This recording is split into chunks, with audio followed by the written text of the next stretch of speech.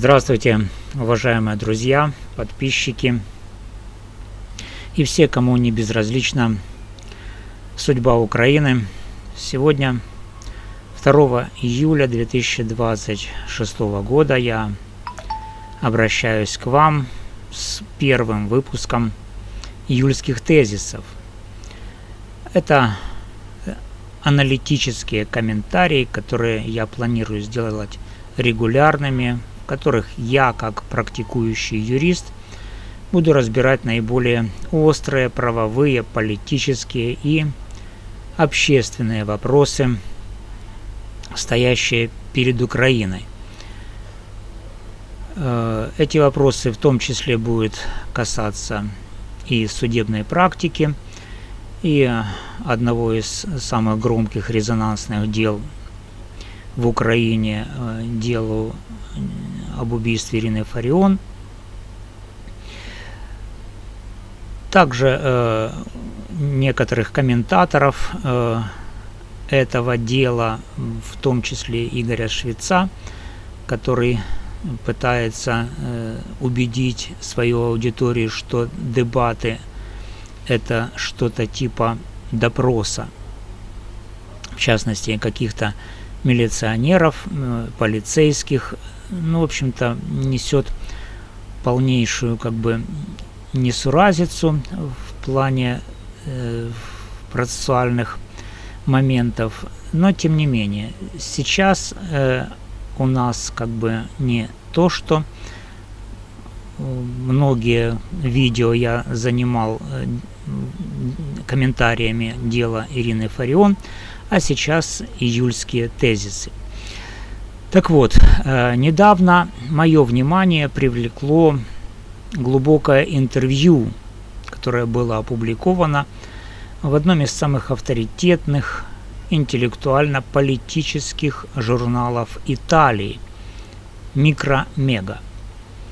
Журнал взял интервью у антрополога и преподавателя Королевского колледжа Лондона Анастасии Пилявски, которая родилась и выросла в Одессе. И это интервью – это не просто очередное мнение, это серьезный, основанный на многолетних наблюдениях и данных анализ. Анализ того, что происходит внутри украинского общества в условиях затяжной войны. Главное политическое достижение современной Украины, как следует из этого интервью, это состоявшаяся гражданская политическая нация. Именно она, эта нация, стала фундаментом невероятного сопротивления полномасштабному российскому вторжению. Не узкоэтническая идентичность, не языковая монополия, а именно широкая гражданская общность, сформированная через десятилетия выборов, массовых протестов, революций и общей борьбы за европейское будущее. Именно это достижение мы обязаны беречь как зеницу ока. К сожалению, в последние годы мы наблюдаем тревожную тенденцию. Вместо укрепления этой гражданской традиции значительная часть украинских элит уходит в так называемые символические войны, споры вокруг памятников, языковых ограничений, деколонизации в кавычках общественного пространства. Это все чаще подменяет собой решение реальных военных, экономических, институциональных и правовых проблем. Эти символические баталии, безусловно, не столь кровавы, как война на фронте, но их долгосрочные последствия для будущего украинской государственности могут оказаться не менее разрушительными. В своем интервью Анастасия Пилявски представляет свою позицию в этой проблеме. Она прямо говорит: курс на радикальное переосмысление общественного пространства, исторической памяти и культурной идентичности, взятый после 2022 года и особенно после принятия законов о деколонизации, в кавычках, в 2023 году, во многом превратился в атаку на самих украинских граждан, на их биографии, семейную память, родной язык и культурные привязанности. Примеры, которые приводит Анастасия Пилявски, хорошо известны.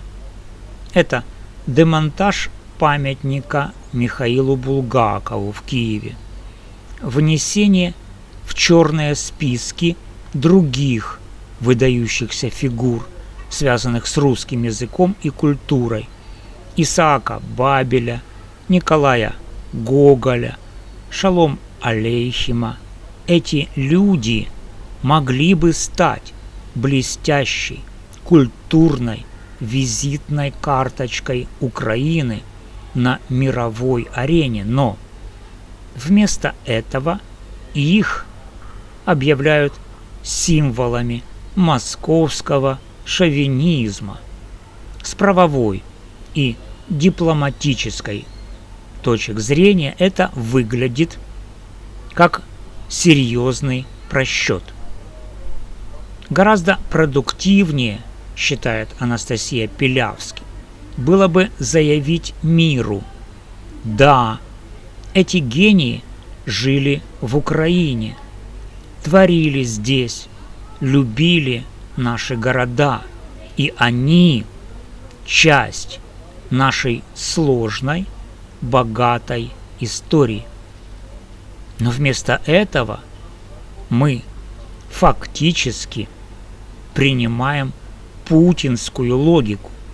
Любое место, где сохранились следы русского прошлого, якобы должно считаться Россией или подлежит тотальной украинизации.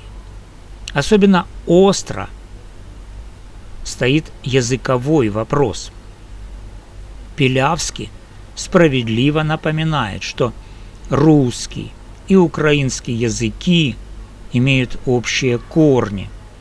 Оба исторически являются родными для украинской земли.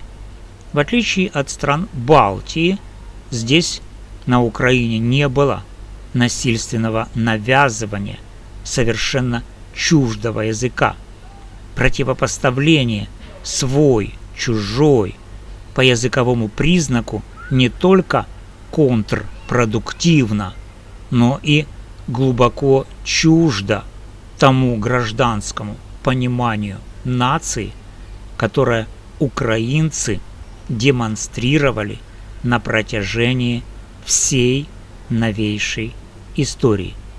Так считает Анастасия Пилявски. Каковы уроки украинских выборов и революций? История украинских президентских выборов и революций дает нам четкий сигнал. Начиная с референдума 1991 года, украинское общество последовательно отвергало проекты построения государства на жесткой этнонациональной основе. Ни один президент не приходил к власти под лозунгами языкового национализма, когда же отдельные политики, вспомним позднего Ющенко или Порошенко, пытались компенсировать падение рейтинга культурными войнами, это приводило к обратному результату – отчуждению миллионов русскоязычных граждан, которые при этом искренне считали себя украинцами. Яркий пример – это победа Владимира Зеленского в 2019 году.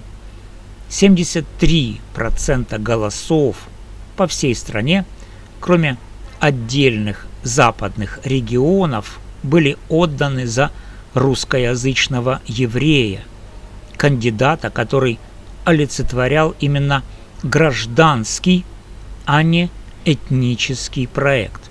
Люди голосовали за мир, за нормальную жизнь, за государство, которое не делит своих граждан по языку. Сегодня, по оценкам Пилявски, как минимум 2/3 украинцев не поддерживают радикальную деколонизацию. Конечно, в условиях войны проводить объективную социологию сложно. Люди часто дают социально приемлемые ответы из страха или давления. Но даже с учетом этого тенденция очевидна.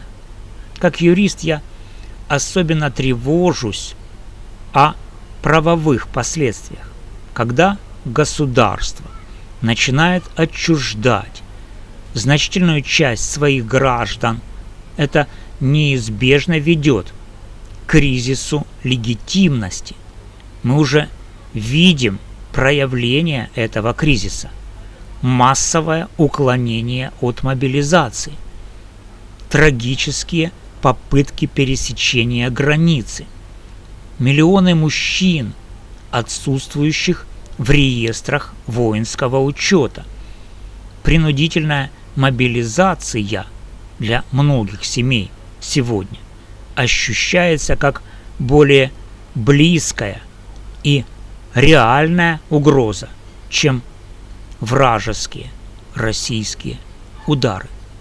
Символические войны лишь усугубляют это чувство незащищенности. Государство начинает восприниматься не как защитник, а как дополнительный источник опасности. Особенно это касается тех, кто воюет на фронте. Для большинства бойцов языковые споры и памятники далеко не первостепенные вопросы. Фанатичная, символическая борьба чаще всего разворачивается в тылу, среди тех, кто по разным причинам избежал фронта и пытается компенсировать чувство вины. Что мы должны защищать на самом деле? Украинское сопротивление имеет глубокий смысл именно потому, что оно защищает гражданскую, демократическую традицию. Мы отличаемся от России не столько языком или историческими мифами, сколько политической культурой, нежеланием жить под авторитарным давлением, стремлением к свободе, готовностью отстаивать свои права. Именно поэтому проект Ukrainian Cosmopolits, основанный Пилявски, вызывает у меня, Валерия Табакова, глубокое уважение. Это патриотическая площадка для открытой, честной дискуссии. Украина должна выйти из войны не только выстоявшей, но и сохранивший себя как открытое, плюралистическое, привлекательное для жизни и возвращения государства. Нам нужна не очищенная от всего чужого страна, а страна, в которую захотят возвращаться миллионы тех, кто сейчас в эмиграции или на временно оккупированных территориях. Страна, где уважают права человека, где слово «демократия» не расходится с повседневной реальностью, где каждый гражданин чувствует себя защищенным и услышанным. Европейские партнеры часто продолжают смотреть на Украину глазами 2022 года в черно-белых тонах героического сопротивления, но реальность сложнее. Есть усталость, внутренние расколы, демографическая катастрофа и растущее разочарование. Если мы не начнем честно обсуждать эти проблемы, мы рискуем потерять не только людей, но и доверие к самим ценностям свободы и демократии. Я убежден, гражданский патриотизм – это не слабость, а сила. Это способность уважать сложность собственной истории, слышать разных украинцев и объединяться вокруг общих институтов и ценностей, а не вокруг символов и запретов. Читайте, друзья, полное интервью в Микро-Мега, оригинал и перевод по ссылке в описании этого видео. Думайте, спорьте, делитесь своими мыслями в комментариях. Только через открытую и честную дискуссию мы сможем укрепить то главное, ради чего украинцы сегодня сражаются: свободную, демократическую, гражданскую Украину. С вами был юрист Валерий Табаков. До новых встреч, друзья.